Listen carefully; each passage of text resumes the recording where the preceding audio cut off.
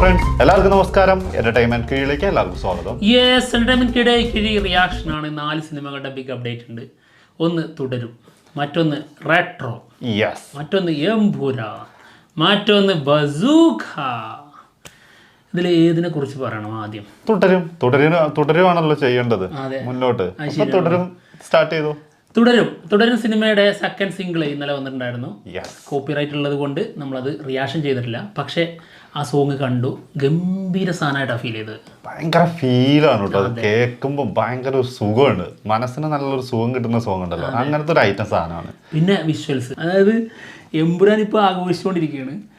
ആ ലെവൽ പരിപാടിയിൽ നിന്ന് നേരെ പച്ചപ്പും പുഴ, താഴ്വര, മല, കുന്ന്, മനോഹരമായി ഒറ്റക്ക് നിൽക്കുന്ന ചില മരങ്ങള്, ഇത് നേരെ ഓപ്പോസിറ്റ് പിടിക്കാന്ന് പറഞ്ഞില്ലേ, ആ സംഭവമാണ്.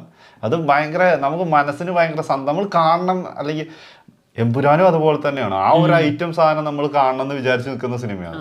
അതുപോലെ തന്നെ മനസ്സിന് ഭയങ്കര സന്തോഷമൊക്കെ തരുന്ന ഒരു സംഭവമാണ് ഇങ്ങനത്തെ സിനിമ കാണണം എന്നുള്ളത്. അത് അപ്പുറത്ത് നോക്കുമ്പോൾ അതുകൊണ്ട്, ഇപ്പുറത്ത് നോക്കുമ്പോൾ ഇതുകൊണ്ട്. രണ്ട് ലുക്കിൽ, അതായത് പക്ക സ്റ്റൈലിഷ് ലുക്കിൽ എമ്പുരാനിൽ ലാലേട്ടൻ, ഇവിടെ വരുമ്പോൾ ഒരു സാധാരണക്കാരനായിട്ട് തനി നാടൻ ക്യാരക്ടർ വിത്ത് ശോഭന. അതായത് ആ പഴയ ക്ലാസിക് കോംബോ, എവർഗ്രീൻ കോംബോ.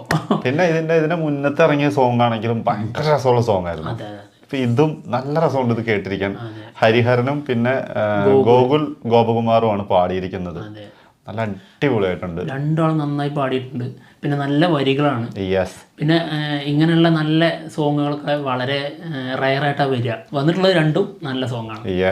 പിന്നെ അതായത് എമ്പുരാൻ ഒരു ഇന്റർനാഷണൽ സംഭവമാണ്. ഇത് പക്ക ഒരു നാട്ടിൻ പുറത്തെ സംഭവം. അതായത് നമ്മുടെ തരുൺമൂർത്തിയാണ് ഈ സിനിമ സംവിധാനം ചെയ്യുന്നത്, തുടരും. അപ്പോൾ തുടരും സിനിമയുടെ സംവിധായകൻ എന്നുള്ള രീതിയിൽ ആൾക്ക് ഭയങ്കര ടെൻഷനാണെന്ന് തോന്നുന്നു. ആള് ട്രോളൊക്കെ അടിച്ചിറക്കുന്നുണ്ട് സ്വന്തം. അതായത് ആളിട്ടിരിക്കുന്ന ചില ട്രോളുകൾ ഇതാണ്. ഒന്ന്, എമ്പുരാൻ്റെ ഒരു 6 ഡേയ്സിൻ്റെ ഒരു പോസ്റ്റർ വന്നിട്ടുണ്ടായിരുന്നു. ആ പോസ്റ്ററിൽ ഒരു കൊടൂര വരവാ, അതായത് ആളുടെ ഹെലികോപ്റ്ററിൻ്റെ മുന്നിൽ ഇങ്ങനെ നടന്നു വരുന്നത്. ഇതിനിടയിലേക്കാണല്ലോ ഞാൻ സ്പ്ലെൻഡർ ഇറക്കിയത്. പക്ഷെ സ്പ്ലെൻഡർ വേറൊരു ഐറ്റം സാധനം കേട്ടോ. അത് സമ്മതിക്കാണ്ടിരിക്കാൻ പറ്റൂല. അത് ഗംഭീര സാധനമാണ്. ഇതുപോലെ തന്നെ അതും അതാണ് വ്യത്യാസം. അല്ല, ആ ടെൻഷന്റെ ആവശ്യമില്ല. കാരണം ഇന്റർനാഷണൽ പരിപാടി ഇത്രയും വലിയ സിനിമയായിട്ട് ഈ എമ്പുരാൻ വരുമ്പോൾ അതിനുശേഷമാണല്ലോ തുടരും വരുന്നത്. അപ്പൊ അതുകൊണ്ട് തന്നെ ആ രീതിയിലുള്ള പരിപാടി ഭയങ്കരമായിട്ട് അങ്ങ് ഹിറ്റായി കഴിഞ്ഞ ശേഷം ഇങ്ങനെയുള്ള ഒരു സിനിമ വലിയ പ്രാധാന്യത്തോടെ കാണൂലേ എന്നുള്ള ടെൻഷനൊക്കെ ആൾക്ക് ഉണ്ടാവാം. ഒരിക്കലും അങ്ങനത്തെ ടെൻഷൻ ആവശ്യമില്ല. എല്ലാരും ആഗ്രഹിക്കുന്ന അങ്ങനെ ടോട്ടലി ഒരു സിനിമ ചെയ്തു, അതിന്റെ ടോട്ടലി ഡിഫറെന്റ് ആയിട്ടുള്ള സിനിമ തന്നെ കാണണം എന്നാണ് മറ്റുള്ളവരും ആഗ്രഹിക്കുക. പിന്നെ അത് മാത്രമല്ല, അതായത് ഇപ്പൊ നമ്മൾ എമ്പുരാൻ ആഘോഷിക്കുന്ന രീതി ഉണ്ടല്ലോ, ഏറ്റവും വലിയ സിനിമ നമ്മൾ അപ്പോഴേ പറയുന്നതാണ്. കൽപ്പിക്ക് നമ്മൾ പറഞ്ഞിട്ടുണ്ടായിരുന്നു ഇന്ത്യയിലെ ഏറ്റവും വലിയ സിനിമ. അതുപോലെ നമ്മുടെ മലയാളത്തിലെ ഏറ്റവും വലിയ സിനിമയാണ് എമ്പുരാൻ. ആ ഒരു ലെവലിലേക്ക് എത്താൻ കാരണം അതിൽ മോഹൻലാൽ എന്ന നായകനുള്ളതുകൊണ്ടാണ്. ഒന്ന്, അതാണ് ആദ്യത്തെ ഫാക്ടർ. പിന്നെ പൃഥ്വിരാജ്, പിന്നെ അതിൻ്റെ ബഡ്ജറ്റ്, പിന്നെ മറ്റുള്ള എല്ലാ കാര്യങ്ങളും അതൊക്കെ അതിലുണ്ട്. പക്ഷേ ഈ ലാലേട്ടൻ ഇങ്ങനെയുള്ളൊരു വലിയ വലുപ്പത്തിലേക്ക് എത്താൻ കാരണമായത് ഇങ്ങനെയുള്ള സിനിമകളിലൂടെയാണ്. അപ്പോൾ നമ്മളൊക്കെ ഈ ലാലേട്ടൻ ഇഷ്ടപ്പെട്ടിരിക്കുന്നത് ഇങ്ങനെയുള്ള കുറേ സംഭവങ്ങൾ കാണാനാണ്. അപ്പോൾ അതും ഇതും സ്വീകരിക്കും. അതാണ് ഇതിനകത്ത് ഇപ്പം ആദ്യം പറഞ്ഞ പോലെ തന്നെ രണ്ടും ഒരേപോലത്തെ കാണുമ്പോഴല്ലേ നമുക്ക് മടുപ്പ് തോന്നുക. അതെ അതെ, ഒരേപോലത്തെ അല്ലാണ്ട് മറ്റൊരു ഒന്ന് ചെയ്തിരിക്കുന്ന ഭയങ്കര ലുക്ക്, ഭയങ്കര സംഭവത്തിലുള്ള ഒന്ന്. ഇപ്പുറത്തോട്ട് വരുമ്പോൾ സാധാരണക്കാരനാകുന്നത് അത് തന്നെയാണ് വേണ്ടതും. അതിനകത്തൊന്നും ഒരു പേടിയും പേടിക്കണ്ട. അത് രണ്ട് രീതിയിലുള്ള അഭിനയമായിരിക്കും. അതെ, കാരണം നമ്മൾ ആൾറെഡി കണ്ടതാണല്ലോ ലൂസിഫർ. പിന്നെ തീർച്ചയായിട്ടും ആള് ലാസ്റ്റില് അത് ഇങ്ങനെ മിതത്വമുള്ള രീതിയിൽ ഇങ്ങനെ ഉള്ളിലെന്തൊക്കെയോ ഇങ്ങനെ വലിയൊരു അഗ്നിപർവ്വതം കൊണ്ട് നടന്ന് ചില സമയങ്ങളിൽ അങ്ങ് പൊട്ടിത്തെറിയും. അങ്ങനത്തെ ഒരു ക്യാരക്ടറാണ്. എന്നാൽ ഇതിൽ ചിരിയും കളിയും ഫാമിലിൻ്റെ കൂടെയുള്ള ഇങ്ങനെ ആ ജാളിയായിട്ടുള്ള ഫ്രണ്ട്സിൻ്റെ കൂടെയുള്ള ആ ഫ്രണ്ട്സ് സർക്കിൾ കുറച്ചുള്ളൂ എന്ന് തോന്നുന്നു. അതിൻ്റെ കൂടെ നടക്കുന്ന ഒരു ക്യാരക്ടർ എന്തായാലും നന്നാവും. അതെ, എന്തായാലും സിനിമയുടെ മ്യൂസിക്കിനെ പറ്റി, സോങ്ങിനെ പറ്റിയാണ് പറഞ്ഞു വന്നത്. സിനിമ മ്യൂസിക് ചെയ്തിരിക്കുന്നത് ജെയ്ക്സ് ബിജോയ് ആണ് കേട്ടോ.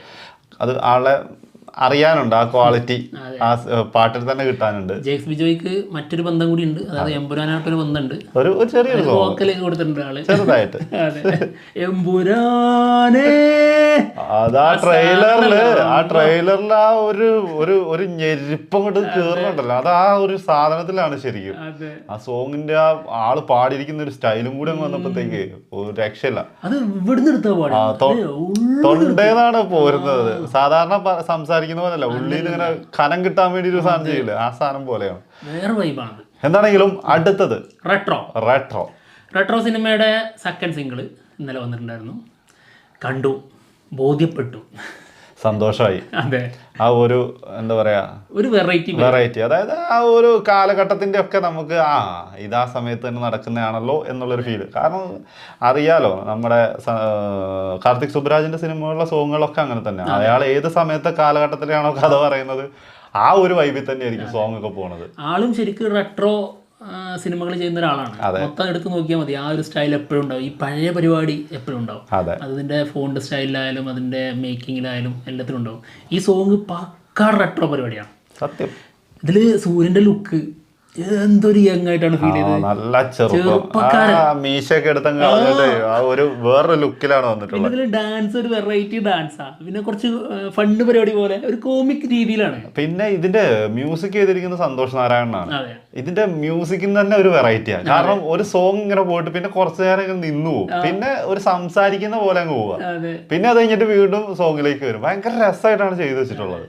എന്തോ ഒരു ഫംഗ്ഷൻ ആണെന്ന് തോന്നുന്നു, കല്യാണം തന്നെയാണ്, കല്യാണ പരിപാടിയാണ് തോന്നുന്നു. അതായത് 25/2/1995 നടക്കുന്നത്. അതായത് സൂര്യയും പൂജ ഹെഗ്ഡെയുടെ വിവാഹമാണ്. ആ പാർട്ടി ആണ് നടന്നുകൊണ്ടിരിക്കുന്നത്. അതിൽ പൂജ അവിടെ ഡാൻസ് വരുന്ന ഒരു സമയമുണ്ട്. ആ ഒരു പോർഷൻ എന്തൊരു രസം. സൂര്യയുടെ ഒരു ഡാൻസ് ഉണ്ട്, കാലങ്ങനെ ചെയ്തിട്ട് ഇങ്ങനെ കാണിച്ചിട്ടുള്ള ഒരു സാധനം, ഒരു സ്ഥിരം സാധനമുണ്ട് സൂര്യന്റെ. മറ്റേ ഇങ്ങനെ അടിക്കുന്നില്ല, കാല് വന്നില്ല, അത് സ്ഥിരമാണ്, അത് സ്ഥിരം സാധനമാണ്. ആ സാധനമൊക്കെ ഉണ്ട്. ഈ സിമ്പിൾ ആയിട്ടൊരു സാധനം കളിക്കുന്നുണ്ട്, ഭയങ്കര രസമായി വന്നിട്ടുണ്ട്. മൂൺ വാക്കിന്റെ വേറെ സാധനം, ഒരു വേറെ പരിപാടി മുന്നിലേക്ക് നിന്നിട്ടുള്ള തന്നെ. അതെ, മനസ്സിലായി. എന്താണെങ്കിലും സോങ്ങും അടിപൊളിയായിരുന്നു കേട്ടോ. ആ സോങ്ങും നമുക്ക് ഇതൊന്നും എടുത്ത് ചെയ്യാൻ പറ്റില്ല, ചെയ്ത അപ്പ പണി കിട്ടും. ജോർജ് ഒന്ന് വന്നു പോകുന്നുണ്ട്, ജോർജ് ഒരു സ്റ്റെപ്പൊക്കെ വെച്ച് പോകുന്നുണ്ട് കേട്ടോ. ആളാണല്ലോ അപ്പൻ. അപ്പൊ ആ ഒരു പവറൊക്കെ അവിടെ കാണിക്കുന്നുണ്ട്. എന്താണെങ്കിലും ഗംഭീര സോങ് തന്നെയായിരുന്നു കേട്ടോ. അതിൽ ആരോ വന്നിട്ട് ഡാൻസ് ചെയ്ത് പോകുന്നുണ്ട്, കൂടുതലായിട്ട് ആൾ കുറച്ച് കൂടുതൽ സ്പേസ് ഉണ്ട്. ആ ഒരു താടി, അത് ആരാന്ന് അറിഞ്ഞൂടാ, അത് അവരുടെ കൂട്ടത്തിൽ തന്നെ ഉള്ളതല്ലേ. ആ ഒരു ഫോട്ടോയിലുണ്ടെന്ന് എനിക്ക് തോന്നുന്നു, മറ്റേ ഒരു ഗ്യാങ് നിൽക്കുന്ന അതിനകത്തുള്ളതാണ് തോന്നുന്നു കേട്ടോ. എന്താണെങ്കിലും സോങ് ഗംഭീരമായിട്ടുണ്ട്. അറിയാലോ, മെയ് 1 തകർക്കാനുള്ളതാണ്. തുടരും മെയ് 1 വരും എന്നുള്ളതൊക്കെയാണ് കേൾക്കുന്നത്. 2 സിനിമ മെയ് 2. അതെ, നോക്കാം നമുക്ക് എന്തായാലും. ക്ലാഷ്, വീണ്ടും ഒരു ക്ലാഷ് അല്ലേ, തമിഴിൽ നിന്ന്. അതായത് വീരധീരസൂരനാണ് എമ്പുരാന് ക്ലാഷ്. അവിടെ ഇപ്പം മെയ്യിലേക്ക് ആകുമ്പോൾ തുടരുവിന് ക്ലാഷ് വരുന്നത് റെട്രോ ആയിരിക്കും. നോക്കാം. എന്താണെങ്കിലും അടുത്ത് വന്നിരിക്കുന്നത് ബസൂഖ പോസ്റ്റർ. ബസൂഖയുടെ 90 days പോസ്റ്ററാണ് വന്നിരിക്കുന്നത്. കിടു ലുക്ക് അതാണ്. പിന്നെ ഈ ബസൂഖയുടെ ലുക്കിനെ കുറിച്ച് പിന്നെ നമുക്ക് പറയേണ്ട ആവശ്യമേ ഇല്ല. കാരണം ഇറങ്ങുന്ന പോസ്റ്ററുകൾ തിരിഞ്ഞാലും മറിഞ്ഞാലും നേരെ നിന്നാലും ഒക്കെ ലുക്ക് തന്നെ. അതിനകത്ത് ഒരു സംശയമില്ലാത്ത സാധനമാണ് കേട്ടോ. പിന്നെ അതിന്റെ ഫോട്ടോയ്ക്ക് അല്ലെങ്കിൽ ആ ഒരു പോസ്റ്ററിന് കൊടുക്കുന്ന കളർ ഗ്രേഡിങ്ങും ഇത് മറ്റേ സാധനമാണേ, മറ്റേ ജാക്കറ്റ് ഇട്ടിട്ട് അത് ഫസ്റ്റ് ലുക്കിലെ ജാക്കറ്റ്, ഗംഭീര സാധനം. എന്തായാലും ഇതിന്റെ ഒഫീഷ്യൽ ട്രailer ഉടനടി ഉണ്ടാവും എന്നുള്ളതൊക്കെയാണ് കേൾക്കുന്നത്. എന്തായാലും 27-ന് മുൻപ് തന്നെ ഇതിന്റെ ഒഫീഷ്യൽ ട്രailer പുറത്തു വരും. ഗംഭീര സാധനം ആയിരിക്കാം, നമ്മൾ അങ്ങനെ പ്രതീക്ഷിക്കുന്നു. കാരണം ടീസർ നല്ലൊരു സാധനമായിരുന്നു. ടീസർ ഒരു അടിച്ചാമ്പൊളി സാധനമായിരുന്നു കേട്ടോ. അതിന്റെ അപ്പുറമായിരിക്കും എന്തായാലും ട്രെയിലർ. എന്തായാലും ഡീനോ ഡെന്നീസ് ആണ് ഈ സിനിമ സംവിധാനം ചെയ്യുന്നത്. സിനിമ റിലീസിനെത്തുന്നത് ഏപ്രിൽ 10-നാണ്. അതും വലിയ ക്ലാഷുള്ള പരിപാടി തന്നെയാണ്. തമിഴിൽ നിന്ന് വലിയൊരു സാധനം ഏറ്റുമുട്ടാൻ വരുന്നുണ്ട്. അതായത് അജിത്തിന്റെ കരിയറിൽ ഇപ്പൊ ലേറ്റസ്റ്റ് വന്നതിൽ ഏറ്റവും ഹൈപ്പുള്ള സിനിമ ഗുഡ് ബാഡ് അഗ്ലി. എന്തായാലും അതും കാത്തിരിക്കാം. എത്ര സിനിമകൾ അന്നാണെങ്കിൽ ജിംഖാനുണ്ട്. 2 സിനിമയൊന്നും അല്ല, ഒരുപാട് സിനിമ മലയാളത്തിൽ നിന്ന് തന്നെ 2-3 സിനിമകളുണ്ട്. എന്താണെങ്കിലും നോക്കാം. അടുത്തത് എമ്പുരാൻ. എമ്പുരാൻ ഇനി തിയേറ്ററിലേക്ക് എത്താൻ വെറും 5 ദിവസം. അവതരിക്കാൻ 5 ദിവസം 5 ദിവസമുള്ളൂ. നമുക്കും ആകാംക്ഷ സിനിമ അങ്ങനെ പൊളി. എന്താണെങ്കിൽ വന്നേക്കുന്ന പോസ്റ്ററും ഗംഭീര പോസ്റ്റർ കേട്ടോ. ഗംഭീരം. അറിയാലോ, എല്ലാ പോസ്റ്ററുകളും ക്വാളിറ്റി വൈസ് പോസ്റ്റേഴ്സ് ഒക്കെ വേറെ ലെവലാണ്. ഇതിനകത്തിപ്പോ ഇന്നലെ ഈ വന്ന സംഭവങ്ങളിലും അല്ലെ ഇന്ന് വന്ന ഒന്നും മോശം പറയാനില്ല. എല്ലാത്തിനും തുടരും സോങ്ങിന്റെ ആണെങ്കിലും അടിപൊളി, റെട്രോ സോങ് അടിപൊളി. ഇത് ബസൂക്കാന്റെ പോസ്റ്റർ സൂപ്പർ പോസ്റ്റർ. ഇപ്പം 5 ദിവസത്തെ പോസ്റ്റർ വന്നു, അതും ഗംഭീരം. എന്തായാലും മോശമൊന്നുമില്ല, ആരും മോശമാക്കുന്നില്ല. നേർക്ക് നേരെ ഒരാൾ അവിടെ ക്വാളിറ്റി കാണിക്കുമ്പോ ഇപ്പുറത്തെ അപ്പം മറ്റൊരു രീതിയിൽ ക്വാളിറ്റി കാണിക്കും. അങ്ങനെ തന്നെ പോകണം, അപ്പോഴാണ് ആ ഒരു വൈബ് കിട്ടുള്ളൂ. എന്താണെങ്കിലും കാത്തിരിക്കാം. പോവല്ലേ? അപ്പൊ എന്തായാലും ഞങ്ങൾ പോവാണ്. മറ്റുള്ള വിശേഷങ്ങളുമായിട്ട് ഉടനെ തന്നെ കാണാം. ബൈ. ബൈ.